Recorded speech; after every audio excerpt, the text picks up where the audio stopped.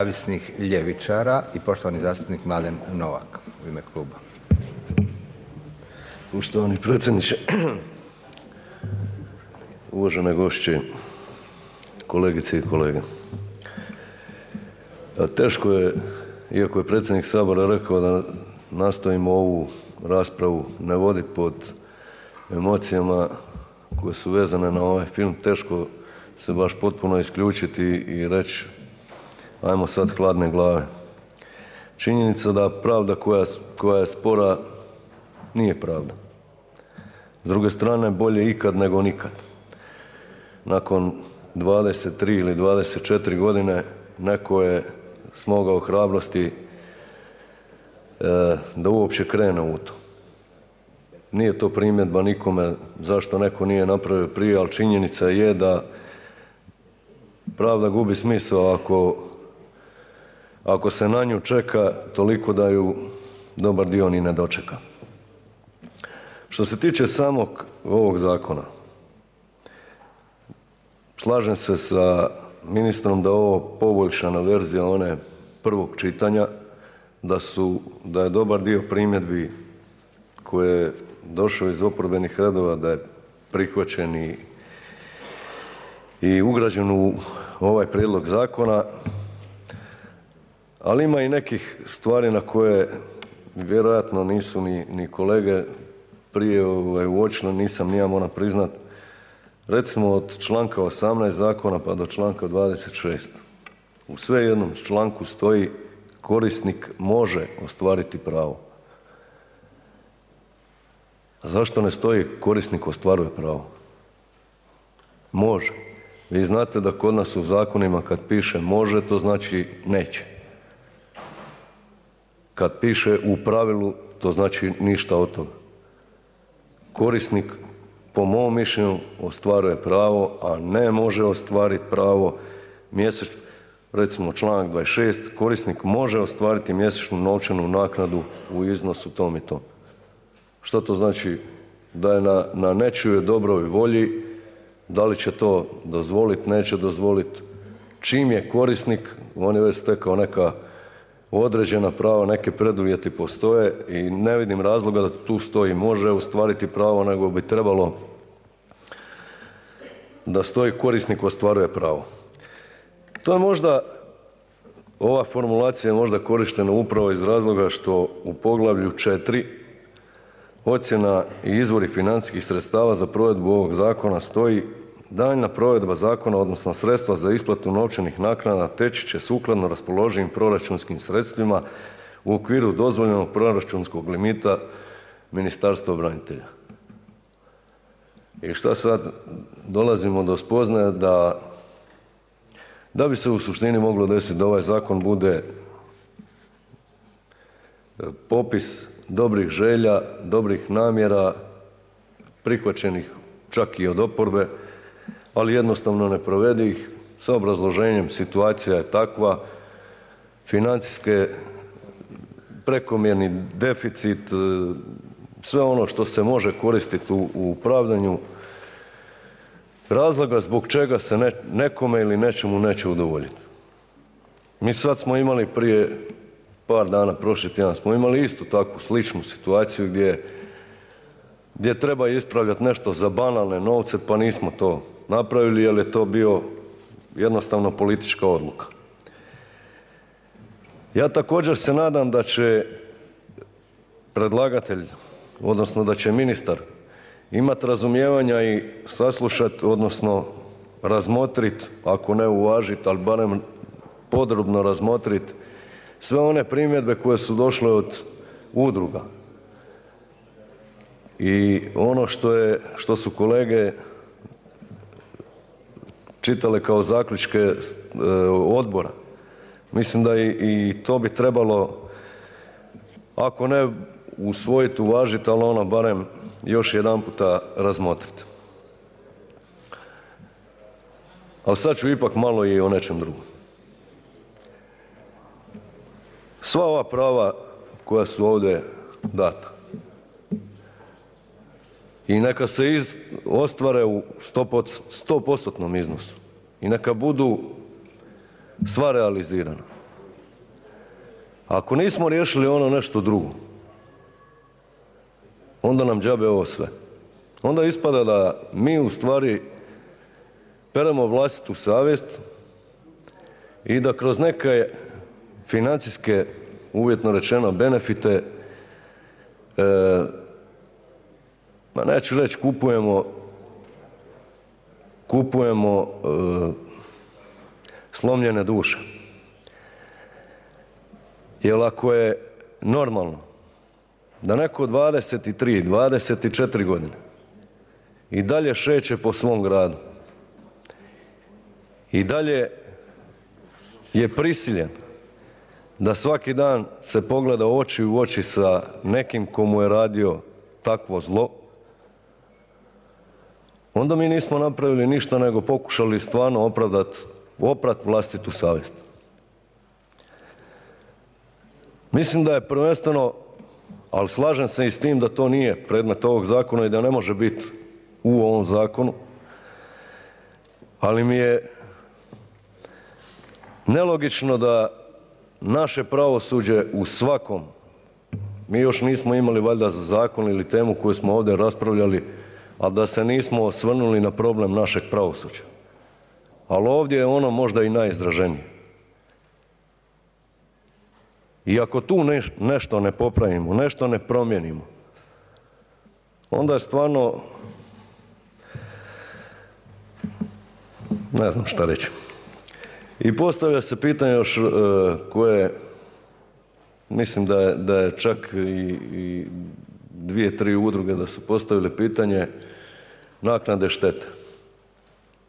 Naknadu štete isplaćuje RH, znači svi porezni obveznici, svi skupa, a na koji i način i kada i kako će se RH namiriti od onih koji su to prouzročili, imamo li tu rješenje?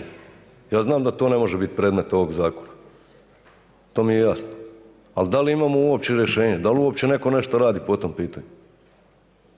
Meni je ovo nekakvo solomonsko rješenje gdje mi preuzimamo odgovornost za namirenje osoba koje su stradale, a s druge strane vis-a-vis ne znam čega sustežemo se od toga da napravimo ono što je normalno. To nije odraz nikakve mržnje, to nije odraz netrpeljivosti, ali je normalno. Sasvim je normalno da tražite da vam neko namiri štetu ako vam je on i napravio tu štetu. Ne vidim šta je tu sporno. Ali očito u glavama naših političara, oni koji donose odluku, puno je toga sporno. Hvala lijepo. Hvala i vama, poštovani zastupniče. Imamo nekoliko replika, pa ćemo po redu, jednu po jednu. Poštovani zastupnik Draženko Pandek, replika. Zahvaljujem, poštovani kolega. Vi ste se upustili na početku svog izlaganja u nomotehničko tumačenje određenih odredbi ovog zakona, koje mislim biti da ste pogrešno protumačili. Naime, kad ste govorili o tome da korisnik može koristiti neko pravo, dakle, javnost možda mogla steći pogrešan dojam da ako se propisano da neko može, da onda to ovisi o voluntarizmu, o nekakvoj diskretskoj osnovi onoga ko odlučuje, pa o njegovoj volji hoće li dati neko pravo. Nije to tako. Dakle, ako piše u zakonu neko može ostvariti pravo pod određenim uvjetima, ako ono podnese zahtjev, ispunite uvjete, on jednostavno ostvaruje to pravo neovisno o tome što neki službenik koji o tome mora odlučivati o svojoj volji, neovisno o njegovoj volji. Dakle, ako ispuni uvjete i podnese zahtjev, ostvaruje pravo. On može ili ne mora podnijeti zahtjev. Dakle, da se drugačija formulacija, kao ste vi predložili, upotrijebila da on ostvaruje pravo, u biti bi došlo na isto, ali ja mislim da je ovo ipak bolja formulacija. Hvala. Hvala lijepa. Odgovor na repliku, poštovani zastupnik Mladen Novak. Kolega, ja nisam pravnik. Mislim da vi jeste. Činjenica je da čim je neko korisnik, znači da je pokrenuo neku proceduru, da je nešto već i odrađeno. S druge strane, iskustvo koje mi imamo sa našim zakonima daje mi za pravo da imam rezervu. A napomenuo sam da je naročito zbog poglavlja 4 ocjena izvori financijskih sredstava za provedbu ovog zakona gdje vam stoji praktički da ne mora biti ni lipe izdvojeno. Ali to vam piše tu. Ja sad namjerno banaliziram. Ali stvarno vam piše da ovisi o financijskom stanju Republike Hrvatske, odnosno Ministarstvu branitelja u okviru toga. I što znači pravo koje imate pravo, a ne možete ga ostvariti? Šta vam to znači? Baš ništa. Hvala lijepa. Poštovani zastupnik Branko Vukšić, replika. Uvaženi kolega Novak, sasvim ste u pravu kad ste rekli onu rečenicu da ćete govoriti nešto što ne piše u zakonu, a jako se tiče zakona. Ovdje u filmu smo vidjeli jednu rečenicu kad je jedna gospođa nad kojom je počinjen zločin rekla da silovatelj radi u poglavarstvu 12 godina. A podučeni smo i u filmu da u američkom ustavu piše da oni koji su se ogriješili o državu nemaju pravo biti na javnim funkcijama. To je, možete misliti kako kad je nama strašno, kako je strašno žrtvama. To jednom za svagda treba riješiti. Ti ljudi ne mogu se baviti javnim poslom. Prvo trebaju biti osuđeni, trebaju dobiti primjerenu kaznu, a potom je još i kazna ne bavljenje tim poslom, javnim poslovima.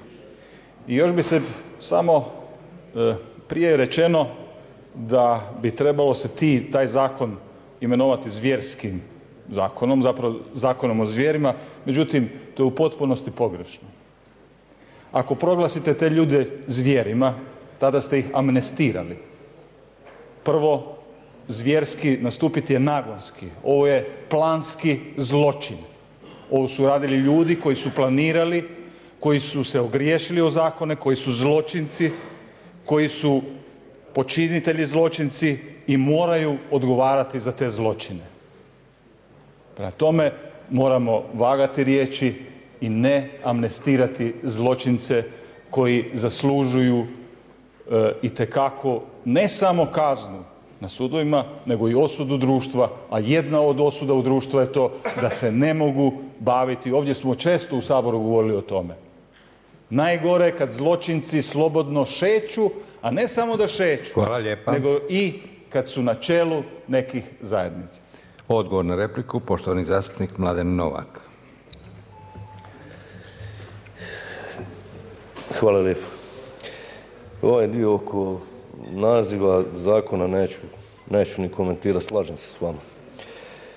Onaj dio koji ste vi sad spomenuli, koji se odnosi na film. Prije otprilike mjesec dana sam bio na promociji jedne knjige. Knjige koju je napisao, ne znam sad točno naziv, nije na kraju krajeva ni bitno.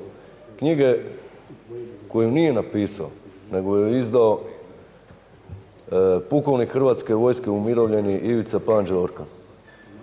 U toj knjizi ima, ako se ne varam, negdje oko 200 dokumenata koji su prikupljeni za vrijeme, odnosno nakon Oluje, ali koji su svi datiraju iz vremena okupacije tog teritorija.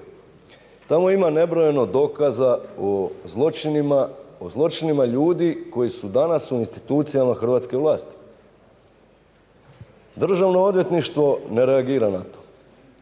Imamo situaciju da je prije nekoliko godina ta ista osoba jednom bivšem ministru, barem tako on kaže, tvrdi, jednom bivšem ministru koji je danas saborski zastupnik, donio 2 putne torbe dokaza o ratnim zločinima s tog područja, s područja Banovine.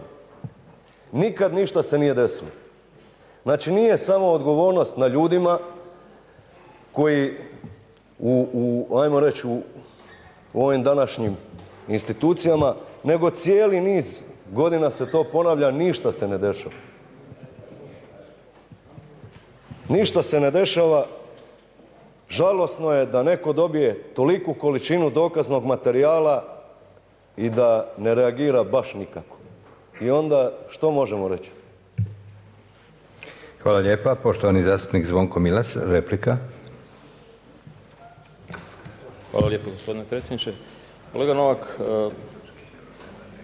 rekli ste da je teško isključiti emocije iz rasprave koja se odnosi na ovako tužnu tematiku. Pa evo, možda nije vrijeme, ali ne mogu odoliti, jednostavno jedna mala digresija. Pokušajte se staviti u položaj tih ljudi i svih onih stradalnika u vrijeme kad su pokazivali svoje osjećaje i emocije na onakav način uvođenja ćirilice kao službenog jezika na područje grada Vukovara. Ne mislim ništa zločesto, samo hoću reći, pokušajmo malo dokučiti zaista njihove emocije. I ono što sam želio u replici još reći, to je, rekli ste u svojoj zadnjoj rečenici, sredstva će biti iz proračuna, pa deficit, pa ovo, pa ono. Apsolutno ste u pravu.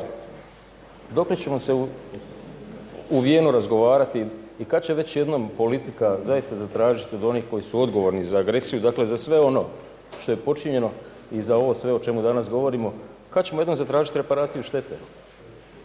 Za sve one ljudske žrtve, za svu štetu, za sve strahote koje su počinjene u Republici Hrvatskoj. I zbog čega to ne učinimo? Jasno i glasno. Republici Srbiji izdamo račun za sve ono što je počinjeno na teritoriju Republike Hrvatske. Hvala lijepo. Hvala i vama. Hvala i vama, poštovani zastupniče. Imamo i odgovor na repliku, poštovani zastupnik Mladen Novak.